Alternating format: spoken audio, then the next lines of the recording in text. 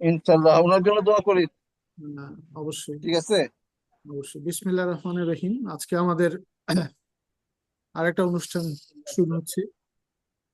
আজকে 16ই মে 2025। আমরা কোরআনের যে অনুষ্ঠানগুলো করে থাকি, সেটা শেষ অনুষ্ঠান আমাদের হয়েছিল এই রোজার আগের দিন। আজকে আমাদের আরেকটা অনুষ্ঠান হচ্ছে, এবং এই অনুষ্ঠানে যারা এখন পর্যন্ত আছেন তাদেরকে স্বাগত জানাই। এবং পরবর্তীতে যারা জয়েন করবেন ইনশাল্লাহ একসাথে হব। আমরা শুরু করে দিচ্ছি আজকে।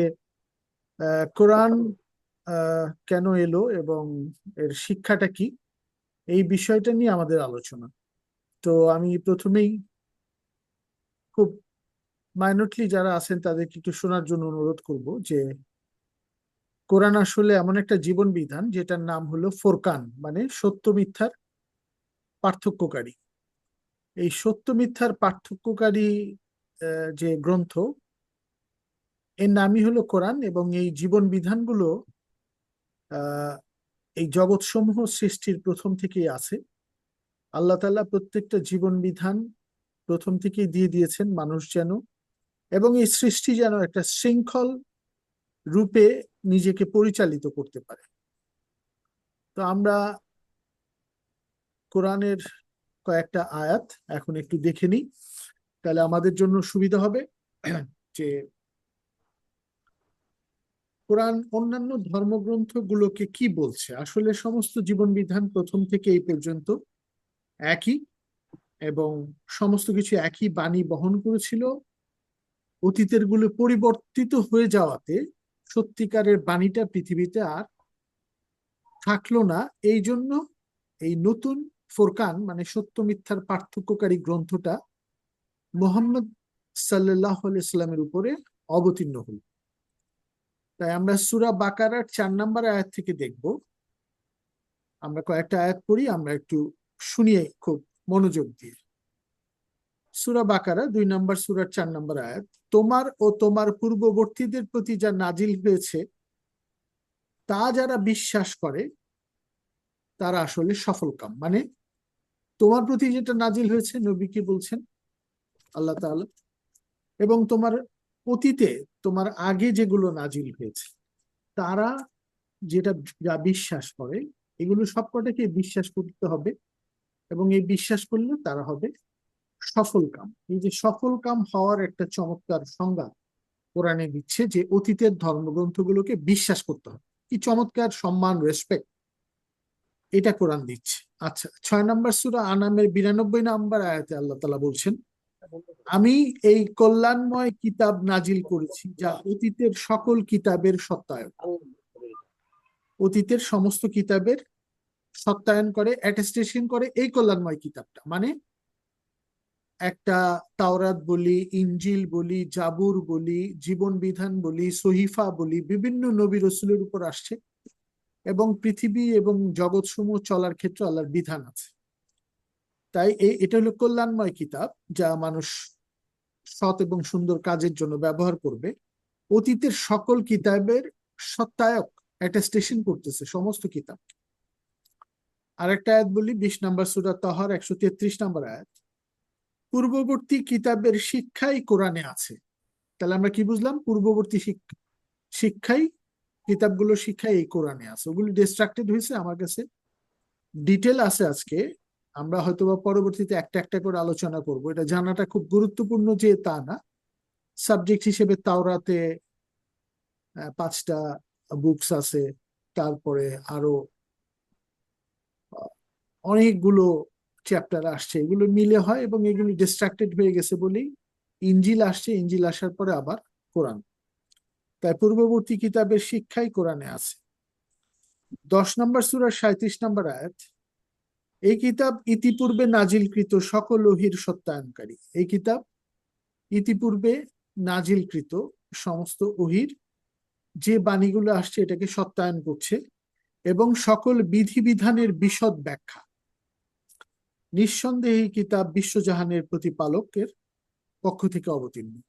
তার মানে আমরা এই 4টা জায়গায় বুঝলাম 4টা আয়াত। বহু আয়াত দেওয়া যায়, আমি এই 4টা আয়াত আমাদের জন্য ঠিক করে রাখছি। তোমার ও তোমার পূর্ববর্তীদের প্রতি নাজিল হয়েছে, যারা বিশ্বাস করে তারা সফলকাম হবে। এবং এই কোরআন ভাই সত্যায়ন করছে হাতে বুঝতে এবং গেছিলাম চলে আসলাম ভাই। রানা ইয়ে করতে হবে, মিউট করতে হবে। ও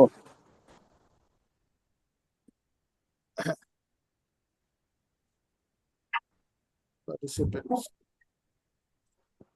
কিভাবে করে মিউট অল, মিউট অল।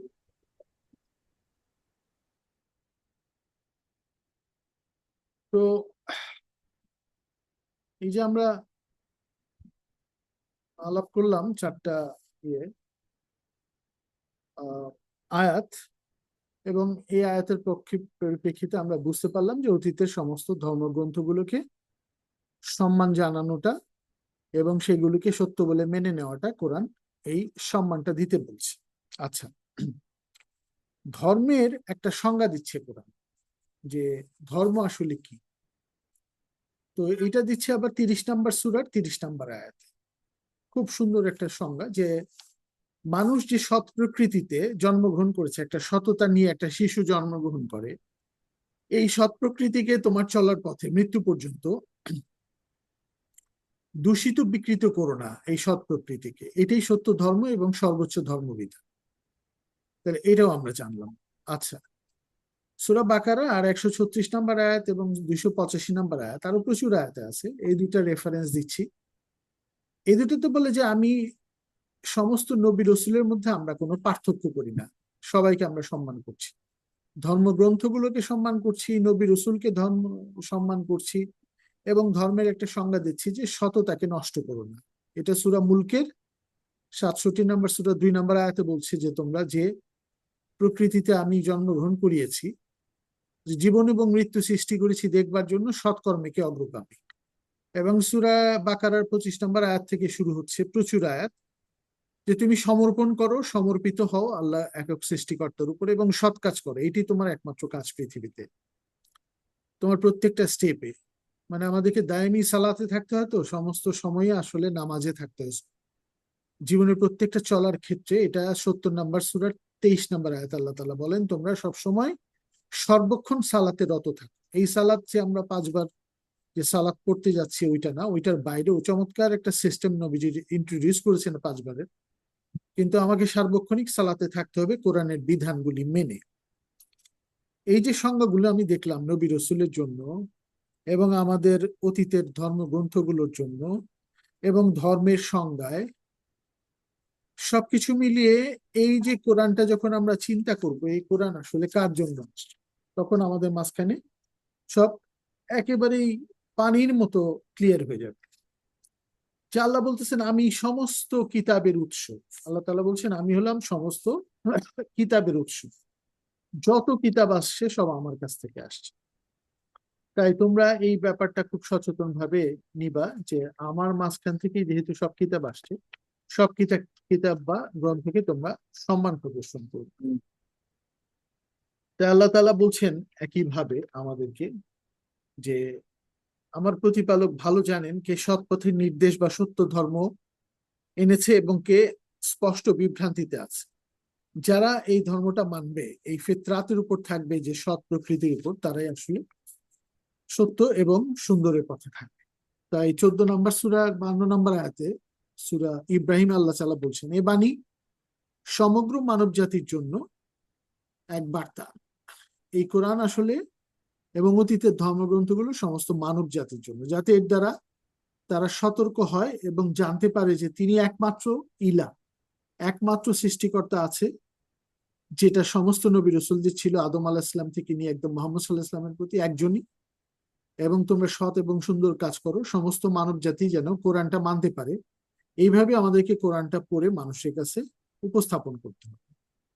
এই যে একক ইলা, এটা যাতে বোধ শক্তি সম্পন্নরা, উলুল আলবাব, যারা চিন্তা করে, তারা উপদেশ গ্রহণ করে।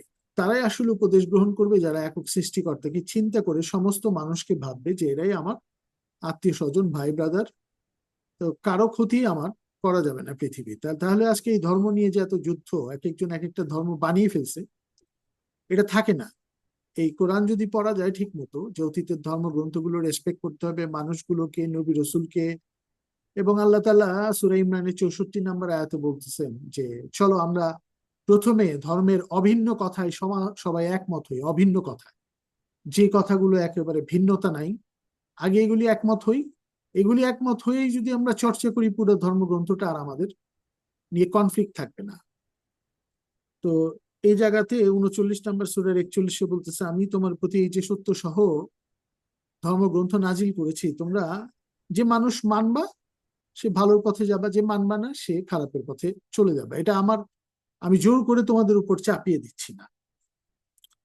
তাই এ বাণী হচ্ছে সমগ্র মানব জাতির জন্য সত্যের দিক নির্দেশনা। 81 নম্বর সূরা তাকবীরের এই 27-28 নম্বর আয়াতে বলা হচ্ছে, যারা সরল পথে চলতে চায় তাদের জন্য এই দিক নির্দেশনা। এখন নিয়তটা ঠিক করতে হবে প্রথম। আমার এই কোরআন বুঝতে হলে, কোরআন জানতে হলে, সরল এবং সুন্দর পথে চলতে হলে পৃথিবীতে অনেক ধরনের বাধা বিপত্তি আসবে। আমাদের মনে হবে কেন আমার উপরে এটা আসছে। তো এই আশাটা আসলে একটা পরীক্ষা আল্লাহ তাআলার, যে এই যে আমাদের উপর বিপদ আপদ আসছে, আমরা এই কোরআনের বাণী মানবো কেন? কোরআনের বাণীটা মানলেই আসলে একটা বিশ্বাস আসবে, বিশ্বাস থেকে শক্তি আসবে, এবং সমস্ত মানব জাতির মাঝখানে একটা চমৎকার রিলেশনশিপ, শান্তিপূর্ণ রিলেশনশিপ গড়ে তোলা যাবে, যেটাই ওই সূরা, ওই 81 নম্বর সূরার 27-28-এ দেখলাম, সমগ্র মানব জাতির কল্যাণের জন্য একটা দিক নির্দেশনা। আর 18 নম্বর সূরা কাহাফের 54-তে আল্লাহ তাআলা বলছেন, সমগ্র মানব জাতির জন্য এই কোরআন বিভিন্ন দৃষ্টি দিয়ে প্রয়োজনীয় সকল বিষয়ে আমার বাণীসমূহ বিশদভাবে বয়ান করেছি, কিন্তু মানুষ সাধারণভাবে বিতর্কপ্রিয়। এটা কিন্তু বিশদভাবে বর্ণিত। অনেকেই মন্তব্য করে বসেন এটা পাইকারি, এর মধ্যে কি আছে, কোরআনে কি বোঝা যাবে, আমাদেরকে তো আহ, যে দৈনন্দিন নিয়ম কারণ এই যে যেগুলো ইবাদত হিসেবে আমরা করি সেগুলো তো এখানে নাই। আল্লাহ তাআলা বলতেছেন এই বাণীসমূহ বিশদভাবে বয়ান করেছি, সূরা কাহাফ 18 নম্বর সূরা 54 নম্বর আয়াত।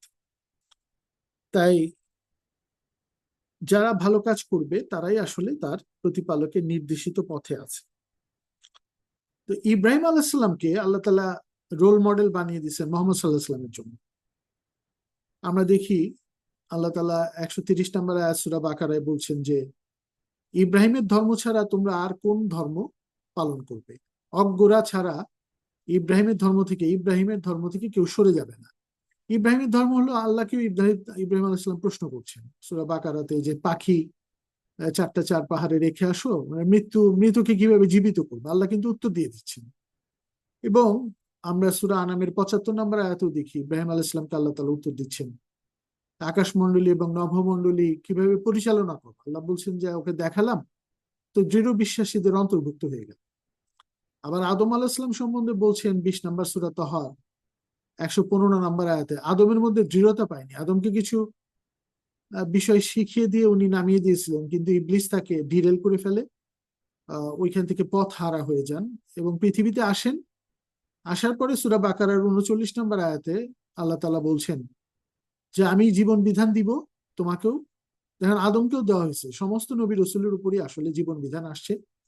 পৃথিবীতে যে মানুষ যেখানেই থাকুক না কেন, তারা ধর্মের সাথে পরিচয় নেয়, তাদেরও কিছু সৎ জীবন বিধান দেওয়া আছে প্রাকৃতিক নিয়মে।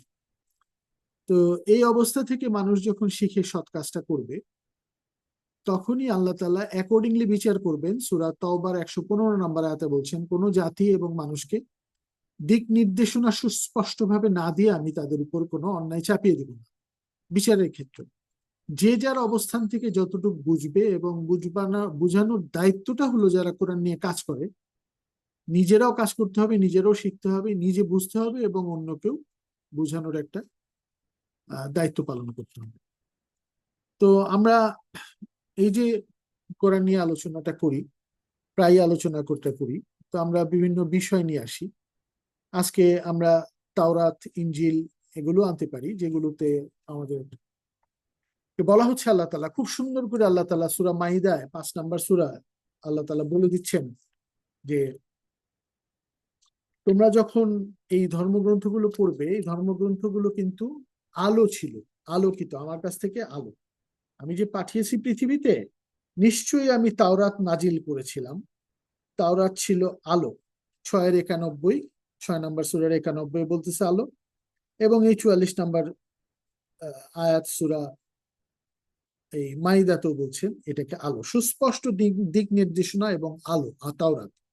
আমরা যদি এই সম্মানটা মানুষকে দিতে পারি যে তোমাদের এই ধর্মগ্রন্থ তো আলো, কোরআন বলে দিয়েছে, এটা কিন্তু তারা জানে না যে এই যে একটা ধর্মগ্রন্থ আছে, কোরআনে এই ধরনের কথা আছে।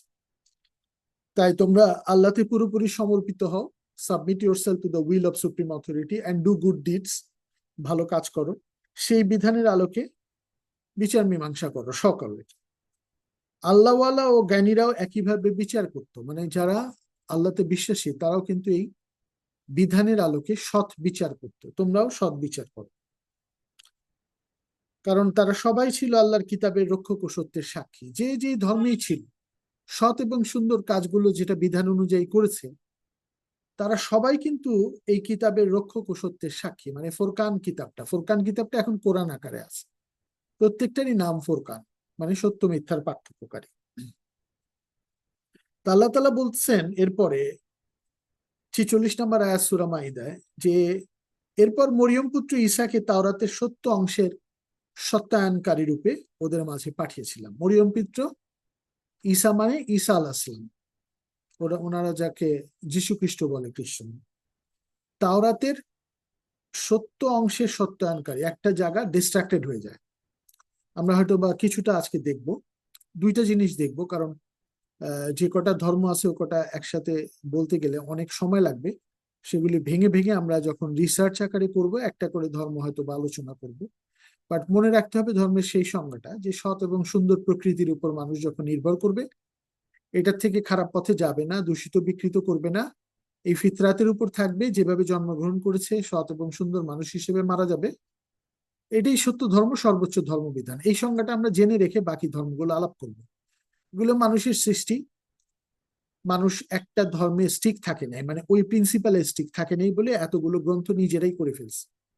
এখন কোরআন শেষ পর্যন্ত আসছে, 15 নম্বর সূরা 9 নম্বর আয়াতে আল্লাহ তাআলা বলছেন হিজরে, আমি কোরআনকে সংরক্ষণ করব। তাই কোরআনের আর পরিবর্তন হয় নাই গত 1400-1500 বছর। তাই ঈসাকে পাঠিয়েছিলাম, তার উপরে ইনজিল নাজিল করেছিলাম। ইনজিল নাজিল করেছে, এবং ইনজিলটাও আস্তে আস্তে ডিস্ট্রাক্টেড হয়ে গেছে।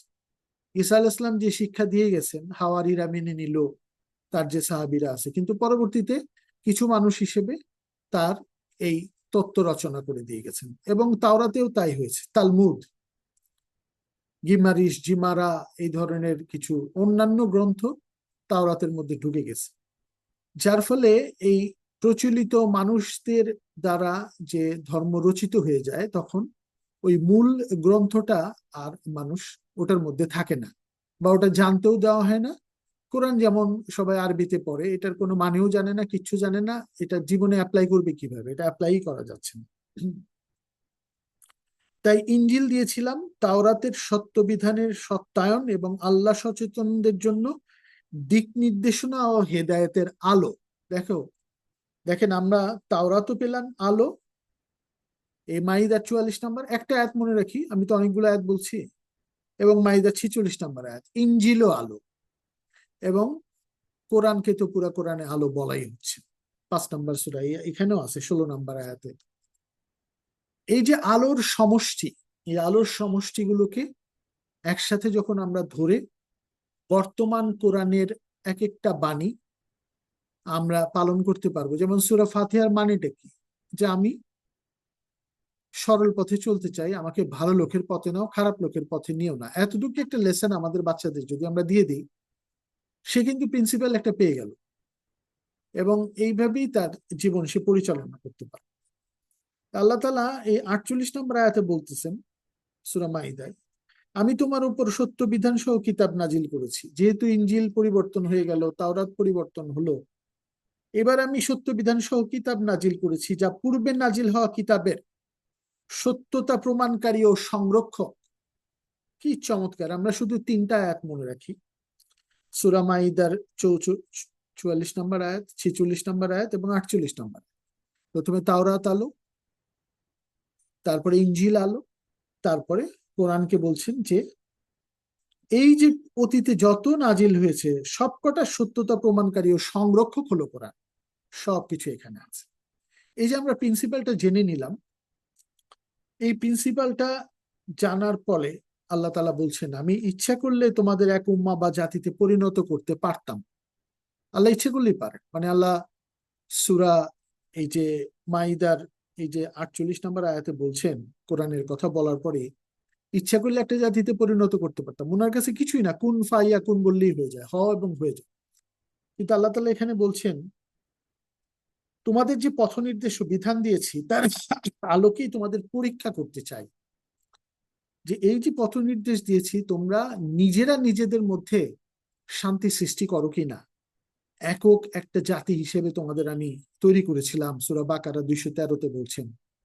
তোমরা তো হিংসা বিদ্বেষের কারণে বিভক্ত হয়ে গেলে। আজকে পৃথিবীতে যত গোলমাল, যত যুদ্ধ, এই নিজেরা বিভক্তি হওয়ার কারণে। যদি কোরআনের উপর স্টিক করে থাকে বা অতীতের ধর্মগ্রন্থগুলোকেও যদি ঠিক মতো মানুষ ফলো করতো, তাহলে এই বিদ্বেষ ছড়াতো না, মানুষের মাঝখানে যুদ্ধ বিগ্রহ হতো না, এক একজন ধর্ম নিয়ে যুদ্ধ করতো না, কারণ ধর্ম তো একটাই, সৎ এবং সুন্দর প্রকৃতিতে থাকো, ভালো কাজ করো।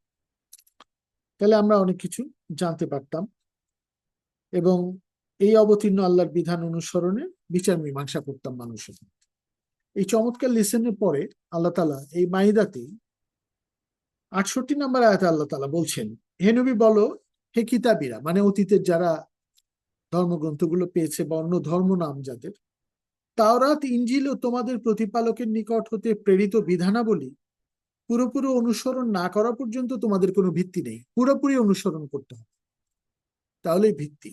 তাওরাত ইনজিল কোরআন সব একই জিনিস, ওগুলো ডিস্ট্রাক্টেড হয়ে গেছে বলে আজকে এই এটাকে ফলো করতে হচ্ছে আমাদের। এবং আল্লাহ তাআলা বলে দিচ্ছেন, তোমরা যদি এটার উপরে থাকো তোমাদের দুঃখ করার কিছু থাকবে না। তাই নবীর দায়িত্ব বলছেন এই 5 নম্বর সূরায় যে, হে নবী, তোমার উপর আল্লাহর যে বাণী নাজিল করেছেন তা সবার কাছে পৌঁছে দাও। যদি তা পুরোপুরি পৌঁছে না দাও তবে তোমার দায়িত্ব অসম্পূর্ণ থাকবে। নবীর উপরে দায়িত্ব পৌঁছে দেওয়া। আর আমাদের উপর দায়িত্ব কি? আমরা 3 নম্বর সূরা এই ইমরানের যদি 79 নম্বর আয়াতটা দেখি, তা আল্লাহ তাআলা বলছেন, কোন নবীর পক্ষেই সম্ভব নয় যে আল্লাহর কিতাব, হিকমা ও নবুয়ত লাভ করার পর সে মানুষদের বলবে, তোমরা আল্লাহকে ছেড়ে আমার দাস হও, আমি যা বলি এটা শুনো। এটা নবী বলবে না। নবী বলছে, আমি যা বলছি এই বিধানটাই তোমাদের কাছে পৌঁছে দিচ্ছি, এর বাইরে তোমরা বানিয়ে কিছু বলো না যে আমি বলছি। তো মানুষদেরকে আমি বলবো না যে আমার দাস হও, কখনো নয়। বরং এই নবীরা বলবে, আল্লাহ ওয়ালা হও, মানে রাব্বানি হও, নিজেরা কিতাবের জ্ঞান লাভ করে অন্যদের সে জ্ঞান শিক্ষা দাও। নিজেরা কিতাবের জ্ঞান লাভ করে অন্যদের শিক্ষা দাও, এটা হলো আমাদের উপর দায়িত্ব। এই যে ব্যাপারটা আমরা যদি বুঝতে পারি যে নিজেরা কিতাবের জ্ঞান শিখতে হবে, আল্লাহ আমাদের উপর দায়িত্ব চাপিয়ে দিচ্ছেন, তখনই আমরা কিন্তু আসলে এই কিতাবের জ্ঞানটা শিখবো। ওরা কি আল্লাহর ধর্মের পরিবর্তে অন্য ধর্ম চায়? ওই যে ধর্মের সঙ্গটা দিলাম, ওটা হলো আল্লাহর ধর্ম, সত্য ধর্ম। এই ধর্মের পরিবর্তে কি ওরা অন্য ধর্ম চায়? এই ইমরানের 83-তে বলতেছে। অথচ মহাকাশ ও পৃথিবীর সবকিছু স্বেচ্ছায় হোক বা অনিচ্ছায় হোক তার কাছে সমর্পিত, আর তার কাছেই সবাইকে ফিরে যেতে হবে এই জবাবদিহিতার জন্য। মহাকাশের সবকিছু, ভূমণ্ডল, নভমণ্ডল, এগুলো একটা বিধান অনুযায়ী চলে। তাই প্রত্যেকের জন্য এই বিধান আছে এবং সবাই সমর্পিত। এই সম্পূর্ণভাবে মেনে নেওয়া বিধানটা এবং সমর্পণ করা, এটাকেই বলা হয় সেজদা। এই সেজদা যখন আমরা করব, এই সেজদার মাধ্যমে আমরা নিজেকে সম্পূর্ণরূপে সমর্পণ করি। রুকু মানে এই যে আমরা বুঝছি আস্তে আস্তে ঝুঁকে যাচ্ছে, এটা রুকু। এবং সালাত মানে হলো আমি সংযুক্ত থাকবো সৃষ্টিকর্তার সাথে কমিউনিকেশনের মাধ্যমে, এই বিধানের মাধ্যমে কমিউনিকেশন, এই বিধানের নিয়মগুলি মানে ওনার সাথে সংযোগ স্থাপিত হবে। এবং জাকাত মানে নিজেকে আমি পরিশুদ্ধ করব, এটা দানের মাধ্যমেও করব, আমার সৎ কাজের মাধ্যমেও করব, ভালো সমস্ত কর্মকাণ্ডের মাধ্যমে করব। এই সার্বিকভাবে কোরআনের এগুলো যদি আমি বুঝতে পারি, তাহলে আল্লাহ ওই 47 নম্বর সূরা মুহাম্মাদের 24 নম্বর আয়াতে বলছেন, তোমরা কি কোরআন নিয়ে একটু গভীর ধ্যানে নিমগ্ন হবে না? তোমাদের হৃদয়ের তালা কি খুলবে না? তখনই আল্লাহ তাআলার এই যে নোট অফ ইন্টারোগেশনের উত্তর দেওয়া যাবে, হ্যাঁ আমরা হৃদয়ের তালা খুলেছি, কোরআন নিয়ে আমরা গভীর ধ্যানে নিমগ্ন হয়েছি, এবং আমরা এই বিধিবিধান যেটা সমস্ত মানুষের জন্য প্রথম থেকে নিয়ে এই পর্যন্ত আসছে, সেগুলো আমরা সবাই মেনে চলেছি। মেনে চলার ফলে আমরা সৎ এবং সুন্দরভাবে আমাদের জীবন কাটাতে পেরেছি, এবং এইভাবেই আমরা আমাদেরকে এগিয়ে নিয়ে যাব এবং পৃথিবীতে সফলতা অর্জন করব। এবং সূরা কামার 54 নম্বর সূরার কয়েকটা আয়াতে আল্লাহ তাআলা বলছেন, 22, 28, 32, 40 চারটা আয়াতে, তোমাদের জন্য কোরআন খুব সহজ করে দিয়েছি, কেউ কি আছে বুঝবার জন্য? এই যে আল্লাহর প্রশ্নটা, কেউ কি আছে বুঝবার জন্য? কোরআন মানে একটা বিধিবিধান, এটাকে সহজ করে দিয়েছি, কেউ কি আছে এটা বুঝবে? বুঝলে তো আমাদের জীবনে এটা পালন করতে পারবো, আমরা কাজেও লাগাতে পারবো।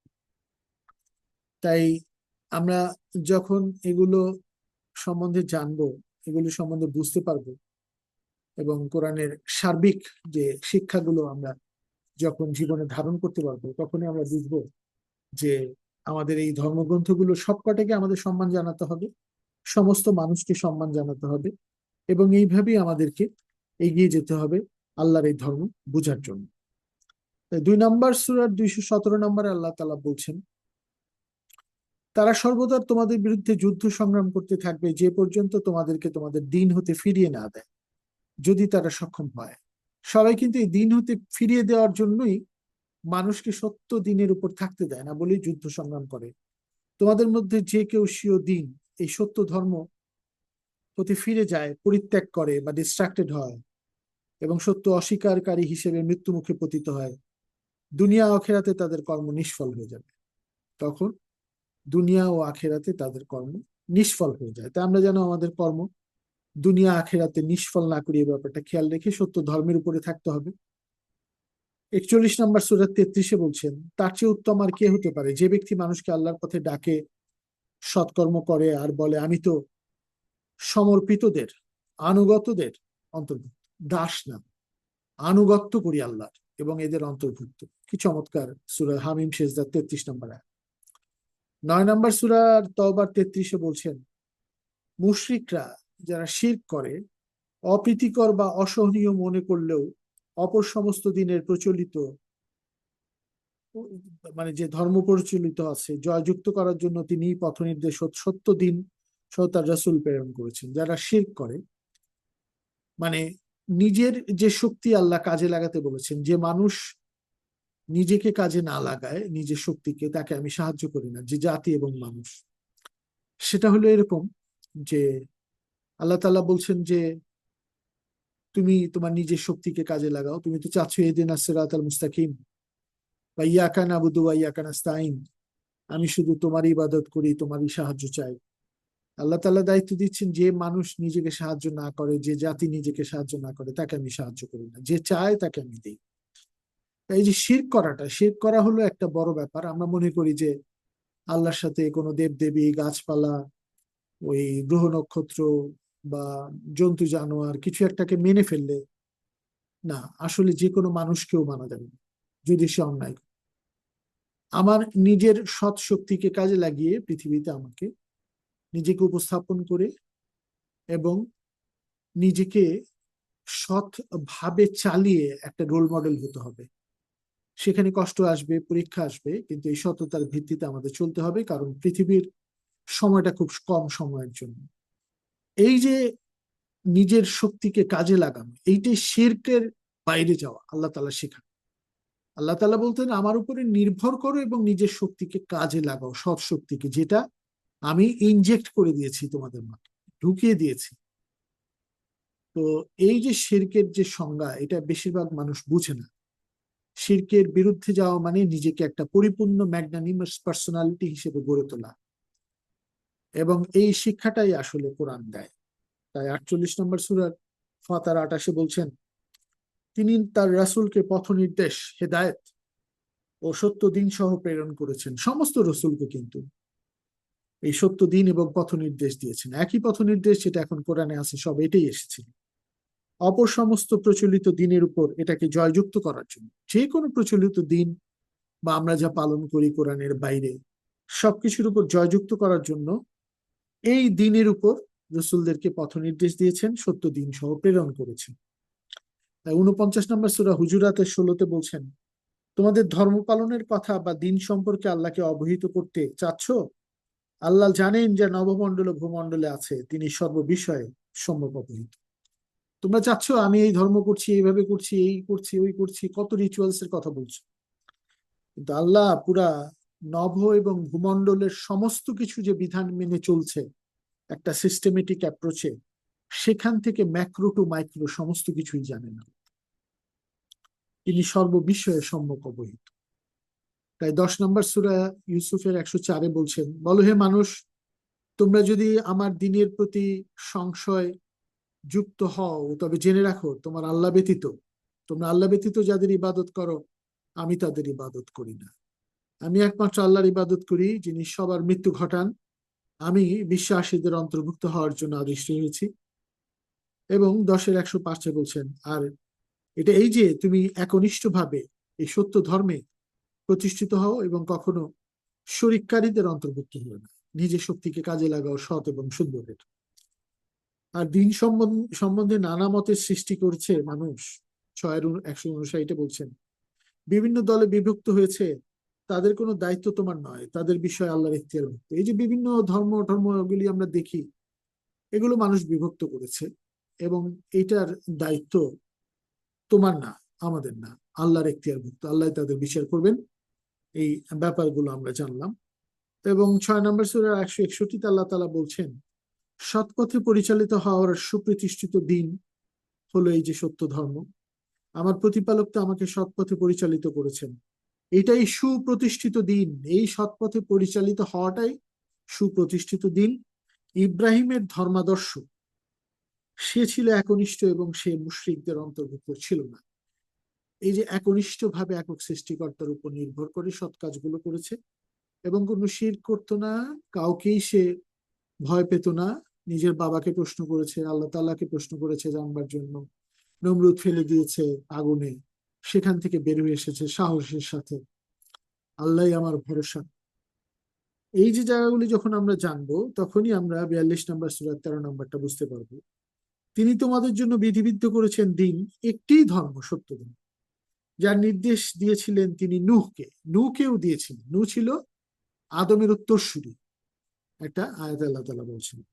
আর যা আমি ওহী করেছি তোমাকে, যার নির্দেশ দিয়েছিলাম ইব্রাহিম, মুসা, ঈসাকে, এই বলে যে তোমরা দিনকে প্রতিষ্ঠিত করো এবং এতে মতভেদ করো না। এই যে সমস্ত নবী রাসূলকে বলেছেন মতভেদ করো না। তুমি মুশরিকদের যার প্রতি সর্বকালীন সত্য বিধান আহ্বান করছো, তা তাদের কাছে দুর্বহ মনে হয়, কারণ তারা এখান থেকে সরে গেছে। তো যে ইচ্ছা করে আল্লাহ তাকে দিনের প্রতি আকৃষ্ট করেন, যে ইচ্ছা করে তাকে সত্য ধর্ম বুঝতে দেন। আল্লাহ যাকে ইচ্ছা দিনের প্রতি আকৃষ্ট করেন এবং যে তার অভিমুখী তাকে দিনের দিকে পরিচালিত। এই যে কয়টা আমরা জানলাম, এই জানার ফলে আমাদের মাঝখানে অনেকক্ষণ আলোচনা হয়ে গেল। 9টা কিছু পরে আমরা শুরু করেছি, এবং এর মাঝখানে আমরা কোরআনের প্রথম সূরা ফাতিহা, সৎ এবং সুন্দরের পথে আমাদেরকে রাখো, এবং শেষ সূরা নাস, ফালাক নাসে দেখছি যে আমার নিজের মাঝখানেও শয়তানি আছে, এবং শয়তান নামক একটা ইভিল ফোর্স কাজ করে, যে আমাকে অসততার পথে নিয়ে যায়, খারাপের পথে নিয়ে যায়। সেখান থেকে যেন আল্লাহ আমি মুক্ত হতে পারি। এই যে ফাতিহা থেকে শুরু করে নাস পর্যন্ত যে বিধিবিধান আছে, যে অতীতের ধর্মগুলোকে সম্মান করে, রেসপেক্ট করে, সংরক্ষণ করে, তার মানে অতীতের ধর্মগ্রন্থ সবকিছু এখানে আছে। আমরা এগুলি মানবো, মেনে আমার জীবনে সিয়াম করব। সিয়াম শুধু ওই রোজা ব্যাপারটা তো পার্সি শব্দ, সিয়াম হলো বিরত থাকা। বিরত কোথা থেকে থাকবো? এই কোরআনে আল্লাহ তাআলা যেগুলো থেকে বর্জনীয় সে বলেছেন সেগুলি থেকে আমরা বিরত থাকব, এবং যেগুলো করণীয় বলেছেন সেগুলো আমরা করব। এই করণীয়র মাধ্যমে সৎ কাজ আছে, দান আছে, পিতা মাতার প্রতি কর্তব্য আছে, নিজের সৎ প্রচেষ্টা নেওয়ার কর্তব্য আছে। প্রতিটা কাজ সকাল থেকে শুরু করে রাত পর্যন্ত, ঘুমও একটা ইবাদতের অংশ। একটা সময় তোমরা ঘুমাও, তোমার রেস্ট নাও, আবার আরেকটা সময় তোমরা ইবাদতে নিমগ্ন হও। যেহেতু ভোর রাতের দিকে এই কোরআন পাঠের ব্যাপারে জোর দেওয়া হয়েছে। মানে কোরআন পাঠ করলে ভোটারটা বোঝা যায়, খুব ক্লিয়ারলি মাথার মধ্যে ঢুকে। সারাদিন তোমরা কর্মব্যস্ত থাকবে, কর্মচাঞ্চল্যে, দিন হলো কর্মচাঞ্চল্যের প্রতীক, রাত হলো বিশ্রাম এবং ইবাদতের একটা অংশ, এটাকে ভাগ করে করতে হয়। বোঝা যায় যে ফজরের দিকে বা ওই তাহাজ্জুদের দিকে জাগলে, তাহাজ্জুদ মাস্ট না, এটা অতিরিক্ত। আর ফজরের কোরআন পাঠে আমরা সাক্ষী হই, মানে একেবারে সৃষ্টিকর্তার পক্ষ থেকে সাক্ষী হওয়া। তাই আমরা যখন এই কোরআনটাকে বুঝবো এইভাবে, আমাদের জীবনে পালন করব, এবং আমরা সমস্ত যে ধর্ম গুলো আছে, বৌদ্ধ ধর্ম, শিখ ধর্ম, হিন্দু ধর্ম এবং আব্রাহামিক যে ধর্ম যেটা আদিষ্ট হয়েছে, রিভিল ধর্ম তিনটা, খ্রিস্টিয়ানিটি, ইহুদিজম এবং ইসলাম, সেগুলোর সমস্ত কিছুর মিশ্রণ এসে জরথুস্ট্রু, তারপরে তাও ধর্ম, শিন্তো ধর্ম জাপানের, চাইনিজ কনফুসিয়াসের ধর্ম, গৌতম বুদ্ধ, তার যে দুঃখবোধ, এইখান থেকে বের হয়ে মোহাম্মদ সাল্লাহ ইসলামকে আমরা যখন দেখছি কোরআনের মাধ্যমে, আল্লাহ তাআলা, অনেকে প্রশ্ন করে এই লোকটার হাট বাজার করে কেন, এর তো ধ্যানে মগ্ন হওয়ার কথা ছিল, সে তো সমাজ ছেড়ে দেওয়ার কথা ছিল, তার একটা সংসার আছে, তার ঘর বাড়ি আছে কেন, সে পরিশ্রম করে কেন, তাকে ফেরেশতারা গার্ড দেয় না কেন? এই যে একটা মানুষ হিসেবে একটা মানুষ এই পৃথিবীতে আমাদের মতো প্রত্যেক দিনের সমস্যা ফেস করে চলে আমাদেরকে বুঝিয়েছেন, এসকেপ করে যান নাই সংসার, যে তোমরাও সংসার করবে, এর মাঝখানে থেকে নিজেকে ধ্যানে মগ্ন রাখো, সার্বক্ষণিক সালাতে নিজেকে মগ্ন রাখো, সৃষ্টিকর্তার সাথে সংযোগে নিজেকে তা রাখো, এবং সৎ কাজ করো, আশেপাশের কোনো মানুষ যেন তোমাকে পথভ্রষ্ট না করতে পারে। এই যে মানুষটা উদাহরণ হিসেবে আসলো, অন্যান্য যে কোনো ধর্ম, আজকে আর ওগুলোর দিকে যাচ্ছি না, অনেক বড় হয়ে যাবে প্রোগ্রাম, অলরেডি 40 মিনিটের উপরে চলে গেছে। তো আমরা পরবর্তীতে যদি এক একটা ধর্মের আপনারা জানতে চান, তাওরাত, ইনজিল, ইহুদি ধর্ম, আমরা আলাদাভাবে এক একটা অনুষ্ঠান করব, এবং প্রত্যেকটাকে সম্মান জানিয়ে, প্রত্যেকটাকে রেসপেক্ট করেই আমরা, যেহেতু কোরআন আমাদেরকে বলেছে এগুলিকে সম্মান করার জন্য, সেগুলো কোরআনে সংরক্ষিত, আমরা কাউকে ডিসরেসপেক্ট করব না। যে কোনো ধর্ম আসুক, যে কোনো সংস্কৃতি আসুক, সেগুলোকে আমরা, প্রায় 10,000 ধর্মের উপর আমার কাছে বই আছে, তবে হাবিবুর রহমান সাহেব যার যার ধর্ম 104টা ধর্ম, তারপর এখানে আরো 36টা ধর্ম আর একটাতে, এইভাবে নামতে নামতে শেষ পর্যন্ত 3টা আব্রাহামিক ধর্ম, ইব্রাহিমের ধর্মের যে ফলোয়াররা আছে তারা 3টা ধর্ম পালন করে, সেটা শেষ হলো ইসলাম। ইসলাম সবকিছুকে সংরক্ষিত করছে। ইসলাম মানে একক এক সৃষ্টিকর্তার উপর নিজেকে সমর্পিত করে যে যেটা যেটা করা হচ্ছে যার মাধ্যম, এটাই হলো ইসলাম ধর্ম। এবং যে নিজে সমর্পিত হয় সে হলো সাবমিটার। যে কোনো মানুষ এভাবে সাবমিটার হতে পারবে, সৎ এবং সুন্দরের পথে থেকে সৎ কাজ করে এবং সকল সৃষ্টির জন্য, মানুষের জন্য শান্তি সৃষ্টি করি। নবীজি সাল্লাল্লাহু আলাইহি ওয়াসাল্লামকে বলা হচ্ছে 107 নম্বর আয়াত সূরা আম্বিয়ায়, যে উনি এসেছেন সমস্ত মানব মণ্ডলীর জন্য, জগৎসমূহের জন্য করুণা স্বরূপ, রহমত স্বরূপ। তো এই জায়গাটা বুঝতে হবে, এবং সমস্ত নবী রাসূল এই কারণে এসেছিলেন, মানব জাতির জন্য রহমত স্বরূপ। সমস্ত গ্রন্থ এই জন্য এসেছে, সমস্ত ধর্মগুলো এই জন্য আছে।